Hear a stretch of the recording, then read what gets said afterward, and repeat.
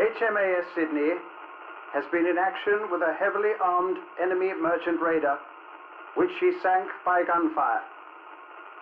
The intimation was received from survivors from the enemy vessel, who were picked up sometime after the action. No subsequent communication has been received from HMAS Sydney, and the government regrets that she must be presumed lost. HMAS Sydney, the nation's most famous warship and pride of the RAN, who for 7 months had run the gauntlet of the Mediterranean, had fought off more than 60 Axis air attacks, had led the cruiser Vanguard at the Battle of Calabria, and sunk the Bartolomeo Colleone at Cape Spada, who had steamed 80,000 miles and fired 4,000 rounds in battle in less than 2 years without the loss of a single life, had somehow, inexplicably, been destroyed off West Australia by a Phantom. And of her 645-strong crew, not one man was left alive. As a nation reeled in collective shock, overcoming days as more than 300 Kriegsmarine personnel were saved from the ocean, the dire story of HMAS Sydney and the Hilfskreuzer Kormoran would begin to emerge. November 19 had seen the Australian cruiser under command of Captain Joseph Burnett, approximately 112 nautical miles west of Shark Bay, en route to Fremantle, following routine escort duty to the Sunda Strait. The day was clear, visibility extreme, the seas slight on a medium swell. Shortly before 4 p.m. Western Standard Time, an unknown merchant vessel is sighted on the horizon, bearing north-northeast at a distance of 12 miles.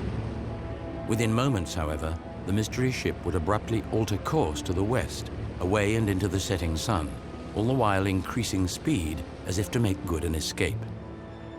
If we review the intelligence of the time, there's good information about raiders, some raiders in the Pacific and certainly raiders in the Atlantic, and it was known that the largest of Germany's raiders, Raider G, or Ship 41, had broken out the previous year, but its position was unaccounted for. Sydney would now set a course to intercept, all the while challenging for identification via light and flag signals.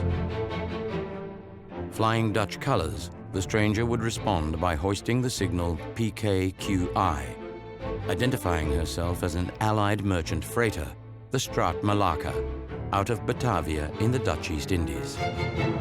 She was anything but. The merchant ship is in fact the German raider Cormoran. It is Raider G, it is Ship 41, and it is the one that the Allies had lost track of. Beneath the innocent facade was the Kriegsmarine's largest, newest, and most heavily armed commerce raider, or Hilfskreuzer. At a massive 9,000 tons, armament consisted of 6 5.9-inch guns, 2 37mm anti-tank guns, plus 5 20mm autocannons. 6 21-inch torpedo tubes were fitted, while down aft were carried around 360 sea mines. By November 19, the Hilfskreuzer Kormoran had been at large for 352 days, sinking 75,000 tons of Allied shipping in the process. Her commander was the brilliant and ambitious 39-year-old German Theodor Detmers. Hard, practical, and experienced, he went by the maxim, "There are no impossible situations, it is just a question of people." His people, in this case, consisted of 400 officers and men, rigorously trained and highly disciplined, veterans of a year at sea, undetected and undefeated.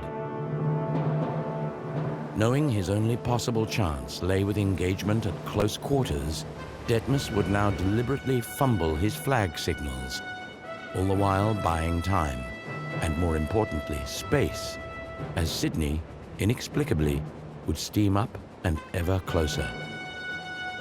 On Cormoran's bridge, Detmers would turn to his first officer and ask, "Should we scuttle or fight?" To which came back the reply, "We can die only once, Captain." So we now have a situation where Sydney is approaching Cormoran on her starboard quarter at somewhat less than a mile, and that's very, very close quarters. At that point, Detmers orders decamouflage, all guns fire free, and the action begins. Within 10 seconds of running up the German battle ensign, Cormoran's guns spew forth in concert. Accurate, withering fire from her starboard PAC-36 anti-tank gun smashing through Sydney's bridge and director tower. The main armament, meanwhile, engages the cruiser's forward gun turrets, while 20mm cannon viciously rake her decks. In response, Sydney unleashes a full 8-gun 6-inch broadside at point-blank range. A lethal salvo, which for reasons unknown, passes harmlessly over the raider. The miss would prove fatal. Detmers had pre-planned what he was going to do, and he'd had the luxury of doing that as Sydney closed. He'd briefed which guns were to fire at which parts of HMAS Sydney, and the crucial thing was that he was to take out Sydney's bridge, eliminate the command and control, knock out the brain of that ship, and he felt that that was the only way that they would live to fight another day. And as it turned out, he was right. Detmers would now bring his torpedoes squarely to bear on the enemy. Seconds later, a 600-pound high-explosive hexanite warhead slams into Sydney, just forward of A turret, ripping a massive, fatal wound into her port bow. Nonetheless, her aft turrets fight on under local control, accurate fire smashing into Cormoran's engine room, initiating a furious blaze from which the German ship would never recover. Both ships in extremis, the Australian cruiser would now lurch inexplicably to port, close under Cormoran's stern, before limping away, hapless and shattered, towards the distant coast. The entire action had taken less than an hour.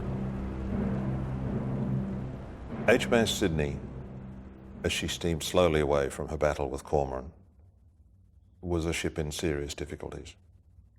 Not only was she down by the bows, having been hit by the torpedo, but she had also been hit by something like 87 5.9-inch armor-piercing and high-explosive shells, perhaps 200,000 hot fragments of steel, which would have cut cables, pipes, people. In every sense, it would have been a scene from hell.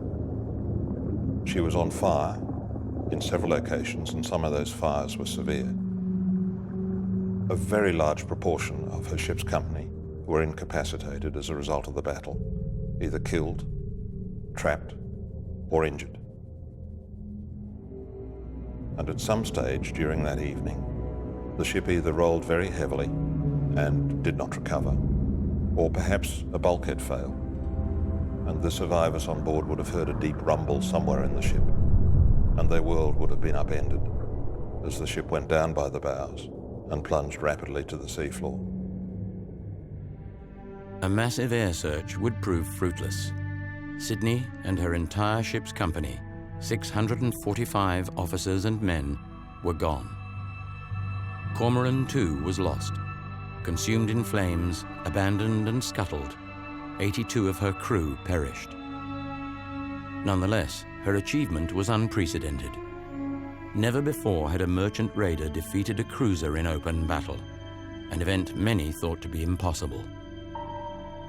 Though decades of controversy would follow, the fact remains that much of what occurred that day will be forever unknown. In the end, dubious speculation would pale alongside the memory of a proud ship and the ultimate, shocking sacrifice of her young crew.